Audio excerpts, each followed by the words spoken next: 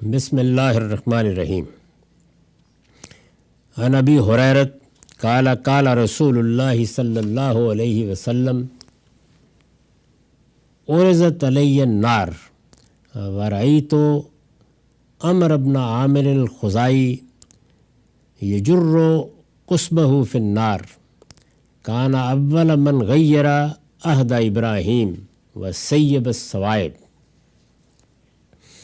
ابو ہریرہ رضی اللہ عنہ کی روایت ہے کہ رسول اللہ صلی اللہ علیہ وسلم نے فرمایا، میرے سامنے دوزخ پیش کی گئی تو میں نے عمرو بن عامر خزاعی کو وہاں اس حال میں دیکھا کہ اپنی آنت گھسیٹتا پھر رہا ہے۔ یہ وہی شخص ہے جس نے سب سے پہلے ابراہیم علیہ السلام کے عہد کو بدل ڈالا اور جانور کو سائبہ کرنے کی رسم ڈالی۔ یہ متن اصلاً صحیح بخاری سے لیا گیا ہے، رقم 4282۔ اس میں ایک بہت اہم مضمون بیان ہوا ہے، یعنی اللہ تعالیٰ نے اس زمین پر انسانوں کو اپنی معرفت، اپنا شعور دے کر پیدا کیا ہے۔ اللہ تعالیٰ کی سب سے بڑی صفات کمال میں سے سب سے بڑی صفت اس کی توحید ہے۔ وہی تنہا خالق، وہی تنہا مالک، وہی تنہا معبود، وہی تنہا اس کائنات کا بادشاہ، اور وہی تنہا اس کا حقدار کہ اس کے سامنے انسان دعائیں کرے، اس کی عبادت کرے اور سب معاملات اسی کے سپرد ہوں، اور تحلیل تحریم کا سارا اختیار اسی کے پاس رہے۔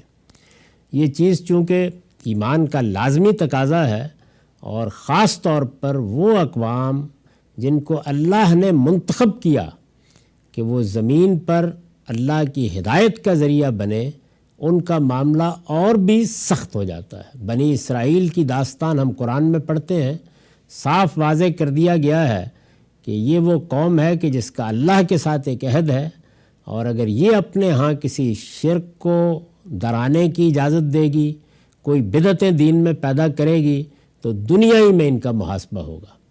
ایک درجے میں بنی اسماعیل کا معاملہ بھی یہی تھا۔ رسول اللہ کی بعثت کے بعد تو اب بالکل وہی ہو گیا، یعنی جو ذمہ داری بنی اسرائیل پر تھی وہی ان پر بھی ڈال دی گئی، لیکن اس سے پہلے بھی یہ ابراہیم کی ذریت ہے، اور ابراہیم علیہ السلام کو ہدایت کی گئی تھی کہ وہ یہاں اللہ کی مسجد بنائیں، جس کو ہم مسجد حرام یا بیت اللہ کہتے ہیں، اور یہ جزیرہ نما عرب ساری انسانیت کے لیے اس توحید کا مرکز ہو۔ اور اس وقت یہ اعلان کیا گیا تھا کہ سب لوگ اس کا حج کرنے کے لیے آئیں، اس گھر کی زیارت کے لیے آئیں، تاکہ یہاں سے ان کو توحید کا درس دیا جائے۔ سیدنا اسماعیل نے اس گھر کو آباد رکھا، یعنی اس کی تولیت ان کے پاس تھی۔ وہی تھے کہ جن کو اللہ نے اس گھر کی خدمت کے لیے خاص کر لیا تھا۔ اپنے وطن کو چھوڑ کر، اپنے اہل و عیال کو چھوڑ کر وہ یہاں آ کے آباد ہوئے۔ یہاں آ کے بنی جرہمی میں انہوں نے شادی کی، اور اس کے بعد گویا اسی مکے کو، اسی سرزمین کو اپنا وطن بنا لیا۔ اور یہ بھی بالکل واضح ہے کہ اس زمانے کے بنی جرہم میں جب انہوں نے دعوت کا کام کیا، سب ایمان لے آئے، اور اس طرح توحید سے، توحید کی دعوت سے، اللہ کے دین کے احکام سے، اس کی شریعت سے، اس نے جو عبادت کے طریقے سکھائے ہیں انہی کے مطابق یہاں زندگی کی ابتدا ہوئی۔ یہاں پر اگر کسی شخص نے کوئی شرک، کوئی بدعت لا کر باہر سے اس کو رواج دینے کی کوشش کی، تو اس سے بڑا زمین پر کوئی جرم نہیں ہو سکتا۔ یعنی یہ اللہ کی توحید کا مرکز بنایا گیا تھا، اور رسالت مآب صلی اللہ علیہ وسلم کی بعثت سے کوئی کم و بیش 2-2.5 ہزار سال پہلے اس کی بنیادیں رکھی گئی تھیں، اور اس سے مقصود یہ تھا کہ ساری دنیا سے لوگ یہاں آ کر توحید سیکھیں، اللہ کی سچی معرفت حاصل کریں۔ تو جو جگہ اس کے لیے منتخب کی گئی، جس کو اللہ نے خود یہ تقدیس عطا فرمائی، جس میں ایک پوری امت کو آباد کیا گیا، ایک نئی امت مسلمہ وہاں پیدا ہوئی، اس میں اگر اس طرح کا الحاد کیا جائے تو یہ ایسے ہی ہے کہ جیسے ہم کہتے ہیں کہ اگر کسی نے چوری کی یا کسی نے بدکاری کی تو خیر اپنی ذات میں یہ جرم ہے اور بڑے جرم ہے، لیکن مسجد میں جا کے کر ڈالی۔ تو اللہ کی مسجد ہے بیت اللہ، اور بیت اللہ کے ساتھ پورے جزیرہ نما عرب کو یہی حیثیت دے دی گئی تھی۔ تو وہاں بت پرستی کی ابتدا ہوئی۔ یہ ہم جانتے ہیں کہ اس میں بھی ایک خاص شخص کا نام لیا جاتا ہے کہ جس نے باہر سے لا کر وہاں بت رکھنا شروع کیے، اس سے تجارت میں اور کچھ معاشی معاملات میں بہت سے فوائد حاصل ہونا شروع ہو گئے۔ اسی طریقے سے یہ جو صائبہ کی بدعت ہے، یعنی اللہ تعالیٰ کی تحلیل تحریم کے مقابل میں اپنی تحلیل تحریم پیش کرنا، اس کو اللہ تعالیٰ نے شرک کے مظاہر میں سے قرار دے دیا ہے۔ اس کی ابتدا اس شخص نے ڈالی، عمر بن عامر خزائی نے۔ تو رسالت مآب صلی اللہ علیہ وسلم یہاں اس کا ذکر کر رہے ہیں۔ ہمارے لیے اس میں جو درس ہے وہ میں آگے بیان کروں گا، وہ بہت اہم ہے۔ تو ابو ہریرہ رضی اللہ عنہ کی روایت ہے کہ رسول اللہ صلی اللہ علیہ وسلم نے فرمایا، میرے سامنے دوزخ پیش کی گئی۔ یہ دوزخ پیش کی گئی، یہ اصل میں رسول اللہ کے رویا ہے، یعنی مختلف وقتوں میں آپ کو بعض رویا دکھائے گئے جس میں کبھی جنت دکھائی گئی، کبھی دوزخ دکھائی گئی۔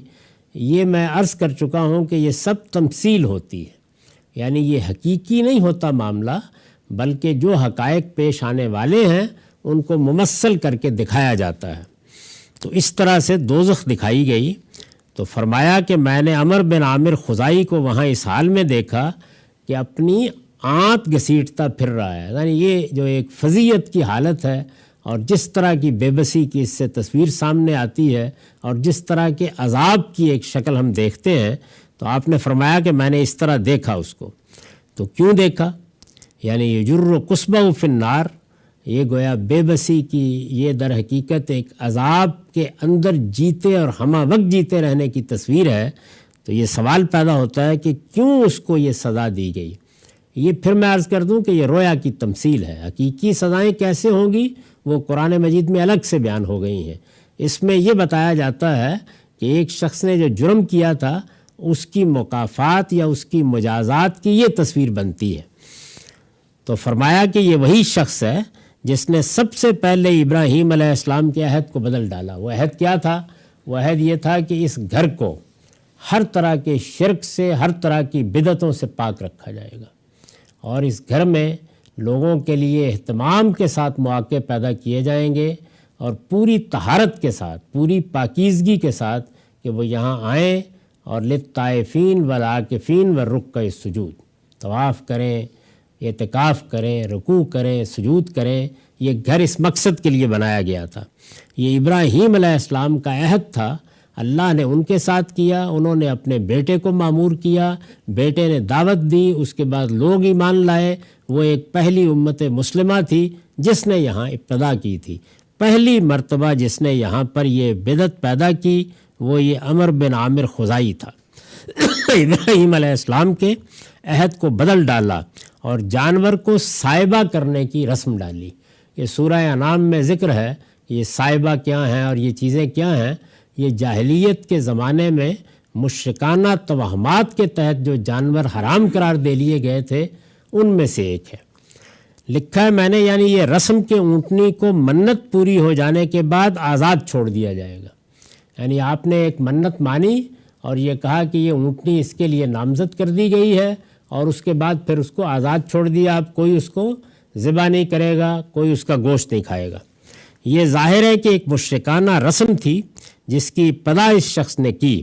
روایت سے معلوم ہوتا ہے کہ نبی صلی اللہ علیہ وسلم کو اس کی یہ حالت اس لیے دکھائی گئی کہ لوگوں پر شرک اور بدعت کی شناخت واضح ہو کہ یہ معمولی بات نہیں ہے کہ کسی جگہ شرک کی ابتدا کر دی جائے، کہیں بدعت کی ابتدا کر دی جائے، اور وہ ان کی ہر آلائش سے اپنے دین کو پاک رکھنے کی کوشش کریں۔